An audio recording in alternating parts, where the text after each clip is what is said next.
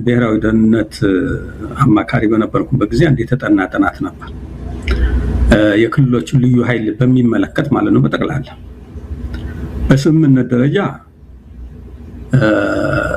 ይሄ ፓራሚሊተሪ የሆነ የታጠቀ እንደ መከላከያ የተደራጀ ኃይል በየክልሎቹ መኖሩ ለሀገሪቱ ብሔራዊ ደህንነት ስጋት ነው በሚለው ላይ ስምምነት አለ። ምንም ችግር የለም። ያሁኑ የሚፈታበት መንገድ ተጠቅሞ ነበር። ምንድነው? ለምንድነው ያንን ክልሎቹ ፓራራል የሆነ ከመከላከያ ጋር ተገዳዳሪ የሆነ ልዩ ኃይል የታጠቀ ኃይል ለመፍጠር የተገደዱት? ኢትዮጵያ ውስጥ ያለው ፖለቲካው እና የሴኩሪቲ ሁኔታው ስጋት እያሳደረ ሁሉም በመንግስት በፌደራሉ ተቋማት ላይ እምነቱ እየተሟጠጠ በራሱ መተማመን እየተፈጠረ በሚሄዱ ይሄ በንግግር ቀስ ብሎ ሁሉንም ቀስ በቀስ ለምሳሌ በአንድ ኮማንድ ውስጥ የሁሉንም ክልሎች በተመሳሳይ ጊዜ ቀስ እያደረጉ እየተፈታ ቢሄድ ያን ያህል ብዙ ችግር አልነበረው። ነገር ግን ፖለቲሳይዝ ያደረገው የቱ ነው? አማራ ላይ ፎከስ ተደረገ። የአማራ ልዩ ኃይልን እንደ ጠንቅ አድርገው ተመለከቱ። አገዛዙ እንደ ከፍተኛ ስጋት። አሁን ይሄንን በሚመለከትበት ጊዜ አገዛዙ ይሄንን አድርጎ ስራዬ ተብሎ ታስታውስ እንደው ጊዜም ትልል ይችላል።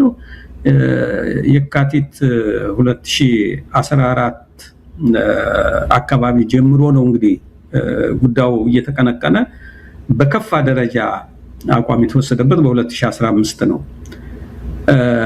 የመደበኛ አደረጃጀት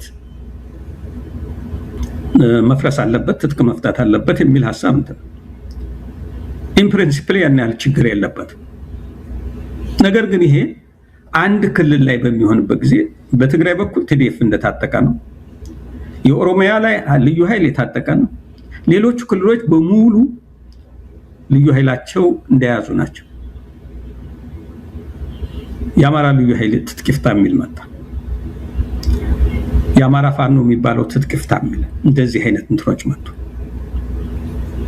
ይሄ የበለጠ ስጋቱን ጨመረው እና ይሄ ሁኔታ በተለየ ሁኔታ ትጥቅ ፍተው እንዲፈቱ ማድረግ ከሌላው በተለየ ሁኔታ እንደውም የደህንነት ስጋት አለብኝ እያለ ለህዝብ ሁልጊዜ ለመንግስት እያቀረበ ያለ ክልል ምንም አይነት በተለየ ሁኔታ ሌሎቹ ቀድሞ ትጥቅ እንዲፈታ መደረጉ አደገኛ ሁኔታ ይፈጥራል፣ በህዝቡ ዘንድ አለመረጋጋትና ፖለቲካዊ ስጋት ይፈጥራል የሚል እምነት ስለነበረ እኔ ፐርሰናሊ በዛ መንገድ ትክክል አይደለም የሚል አቋም ወሰድኩ። ግን እንዲህ ብሎ ወደ ተግባር ተገባ። ያ ቁጣን ፈጠረ። ያ ቁጣ ደግሞ የፋኖ አደረጃጀትን ፈጠረ ማለት ነው። አሁን ራሱ አገዛዙ በፈጠረው ቀውስ ምክንያት ፖለቲካዊ ቀውስ ምክንያት የተፈጠረ ነው የፋኖ እንቅስቃሴ። ያንን ደግሞ በኃይል እፈታለሁ አስፈጽማለሁ ብሎ ታስታውስ እንደሆነ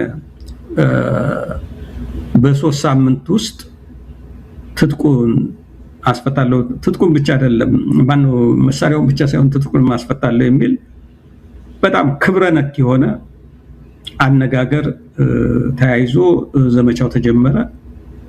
ያ ዘመቻ ከህዝብ ከፍተኛ ተቃውሞ ነበረው። ከህዝብ ብቻ ሳይሆን በወቅቱ ከወረዳ ከዞን ከመንግስት አመራር በየደረጃው ካለው ተቃውሞ የነበረበት ሀሳብ ነው። ስለዚህ ለፋኖ አንድ ጊዜ እንዳሸን መፍላት በየአካባቢው የራሱን አስተዋጽኦ አበረከተ ማለት ነው።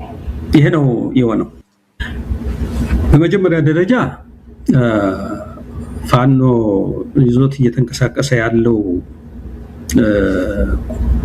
ምክንያት እየተንቀሳቀሰበት ያለው ምክንያት ተጨባጭነት ያለው የአማራ ህዝብ አትግደሉ፣ አታፈናቅሉ፣ ሰላም ስጡ የሚል ጥያቄ ነው። ይህንን ጥያቄ ነው ይዞ እየተንቀሳቀሰ ያለው። በሰላም ልኑርበት። ሰላም የነሳው ማን? አገዛዙ ነው። የፋኖ እንቅስቃሴ የአገዛዙ የቀውስ ለፈጠረው ቀውስ ሪያክሽን ነው ማለት ነው።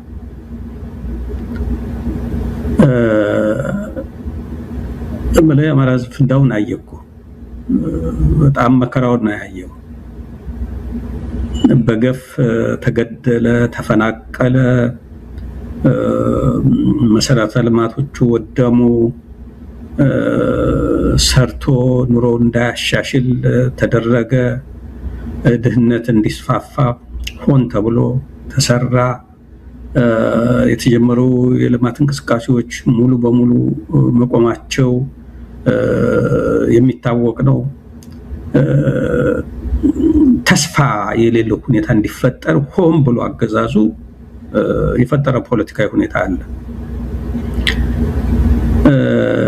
ይህንን ሁኔታ በሰላማዊ መንገድ ለመመለስ ብዙ ጥረቶች ተደርገዋል። አገዛዙ ፈልጎታል። አማራን ማድቀቅ ፈልጎታል። ካልኩሌትድ ነው። በዛ መሰረትም አሁን ከፍተኛ ወታደራዊ ምናልባት የሀገሪቱ መከላከያ ኃይል መከላከያ እዞቹ በሙሉ አማራ ክልል ነው ያሉት ማለት ይቻላል። ምናልባት የተወሰነ ክፋያቸው ሌላ አካባቢ የቀረ ሊኖር ይችላል። ያለዛ ሁሉም እዞች ማለት ይቻላል አማራ ክልል ውስጥ ነው ያሉት። ይሄ አገዛዙ የአገሪቱን ሪሶርስ ተጠቅሞ የአገሪቱን አቅም ተጠቅሞ ነው እያካሄደ ያለው። የአገሪቱ አቅም ብቻ አይደለም፣ ከውጭ የሚያገኘውን ድጋፍም ጭምር ይዞ ነው ይህንን ጥቃት በአማራ ሕዝብ ላይ እየፈጸመ ያለው እና የማይመጣጠኑ ኃይሎች ናቸው ማለት ነው የገጠሙት። ያኛው የሀገር ሪሶርስ ይዞ ነው፣ ፋኖ የህዝብ ድጋፍን ብቻ ይዞ ነው እየተንቀሳቀሰ ያለው። አሁን ከሞላ ጎደል አማራ ክልል አገዛዙ ያለው በስም ነው ማለት ይቻላል። በወታደሮቹ እየተወከለ በወታደር መልክ ነው አገዛዙ ያለው፣ በሲቪል መልክ የለም። ከሞላ ጎደል መዋቅሩ ፈርሷል። በተወሰነ ከተሞች ላይ አለ። ያ ከተማ ላይ ያለው መዋቅር ግን ወደ ገጠር አይንቀሳቀስም እና ለአገዛዙ መልስ ከመስጠት አኳያ የፋኖቹ የእድገት ደረጃ አንድ ያሳየን ነገር አለ። ምንም እንኳን አቅም ባይኖርህ፣ የፋይናንስ አቅም ባይኖር፣ የመሳሪያ የአየር ኃይል የምድር ኃይል የተለያየ አቅም ባይኖር እንኳን ህዝብ ከተቆጣ የፈለገውን ያህል አገዛዙ አቅም ይዞ ቢመጣ እንኳን ህዝብን ማሸነፍ እንደማይቻል አሳይተዋል። እኔ ይሄ ትልቅ ድምዳሜ ይመስለኛል። ባለፈው 3 ዓመት አገዛዙ የአማራን ህዝብ ለማንበርከክ አስቦ የለኮሰው እሳት በምንም መንገድ እንደማይጠፋ አገዛዙን ካላስወገደ በቀር እንደማይመለስ እያሳየን ያለው ከጊዜ ወደ ጊዜ እያየን ያለ ነው። ይሄንን ነው አሁን የሰሞኑን ቅድም የገለጽኩትን የጎጃሙን በምንመለከትበት ጊዜ የማይመጣጠኑ ኃይሎች ናቸው በአይን ስናያቸው። በተግባር ግን ማሸነፍ አልቻለም። በወሎ አካባቢ እየተከናወነ ያለውን ሁኔታ ባለፈው ደቡብ ጎንደር አካባቢ ያለውን እንቅስቃሴ የነበረውን እንቅስቃሴ ስንመለከተው የፋኖ ኃይሎች አገዛዙን በአማራ ክልል አሸንፈውታል። አጠቃለው አልደመሰሱትም እንጂ አጠቃለው አላስወገዱትም እንጂ አሸንፈውታል። አሁን የፋኖ ኃይሎች ፖለቲካሊ ከተሸነፈ ኃይል ጋር ነው እየተዋጉ ያሉት። ሚሊታሪ ከተሸነፈ ኃይል ጋር ነው እየተዋጉ ያሉት። ጉዳዩ የሚቀረው የማጠናቀቁ ስራ ነው። የመጨረሻ ማሸነፍ ነው የሚቀራቸው ማለት ይቻላል። ልክ ነው። በውስጣቸው የነበረው ከአቅም በተጨማሪ ማለት ነው ከሪሶርሳቸው ውስን ከመሆኑ በተጨማሪ የውስጣቸው አንድነት ማጣት፣ የዲሲፕሊን ጋር የተያዙ ጉድለቶች፣ በሰርጎ ገቦች በብዛት የነበረባቸው መሆኑ፣ የልምድ እጥረት፣ የአመራር የልምድ እጥረት የመሳሰሉት ተደማምረው እስካሁን ድረስ በዚህ በህዝብ የተጠላ መንግስት እስካሁን ድረስ ጥርግርግ ብሎ መወገድ ነበረበት ከዛ ክልል። አሁንም በሰው ላይ ጉዳት እያደረሰ ያለበት ሁኔታ አለ። ያም ሆኖ ግን አሁን አምና ከነበሩበት ላይ አይደሉም ያሉት። ዘንድሮ በተሻለ ሁኔታ ከዓመት ዓመት የተሻለ ሁኔታ እየያዙ የመጡበት ሁኔታ አለ። እስከዛሬ እንዳያጠፋቸው ራሳቸውንም ከጥፋት የመከላከልም ጭምር ሀሳብ አቅጣጫ ይዘው ነበር። የሰርቫይቫልም ጉዳይ ነበረ እስካሁን ድረስ እንዳይጠፉ ህልውናቸውንም ማስጠበቅ ጭምር ነበር። ህልውናቸውን ጠብቀው ህዝብን ለመከላከል ጥረት ሲያደርጉ ቆይተው ነው። አሁን ግን ከዛም አልፈው አገዛዙ ለህልውናው የመጨረሻ የሞት ሽረት ትግል የሚያደርግበት ደረጃ ላይ አድርሰውታል።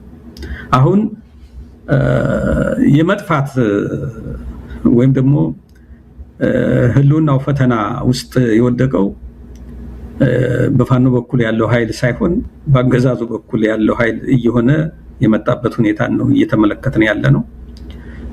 አሁን ደግሞ ኋላ የምናነሳው ቢሆንም ከትብብሩ ጋር ተያይዞ ሌሎች ኃይሎችም በአንድ ላይ በሚሰለፉበት ጊዜ የተሻለ ሁኔታ ይፈጠራል ብዬ ተስፋ አደርጋለሁ።